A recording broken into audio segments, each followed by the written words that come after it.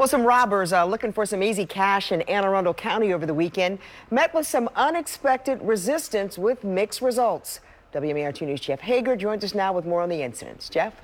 Well, Kelly, one may be considered a stick-up and the other a snatch and run. But in both cases, the targets challenged the criminals, refusing to play the part of helpless victims. People come to the big laundry on Ritchie Highway to wash their clothes or to cash checks.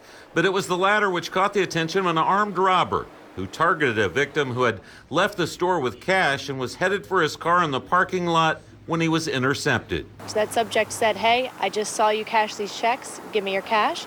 The victim gave him the cash. Then the suspect demanded the victim's car and other personal property. At that point, the victim said no, started screaming, fighting back a little bit, not physically, but outwardly calling for help, and our suspect took off running. Whether the handgun wasn't real, wasn't loaded, or the robber just wasn't prepared to pull the trigger, police don't know. But they do know the victim's ill-advised screams worked. This time. We don't see many where our victims fight back. This case, it worked. It's not something that we would advocate for. It's just money, it's just a car, it's not worth your life. But in this case, it worked out for our victim, thankfully. The 7-Eleven on Baltimore-Annapolis Boulevard in Glen Burnie set the stage for yet another theft. But in this case, police say a man later identified as 21-year-old Eric Powell Jr. posed as a panhandler and asked a customer leaving the store if he could spare $1.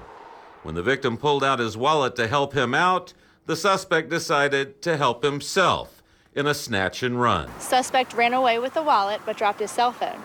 The suspect decided at that point that he couldn't live without his cell phone, had to go back and get it.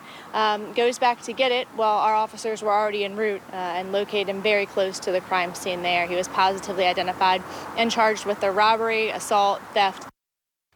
Now, the victim in that case also got into a physical struggle with Powell over the wallet, and that's when the suspect lost his cell phone.